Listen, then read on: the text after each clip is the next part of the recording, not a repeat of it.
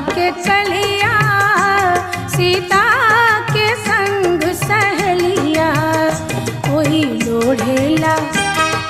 लोढ़ेला चंपा के कलिया सीता के संग सहेलिया। सखी फूल लोढ़े चलू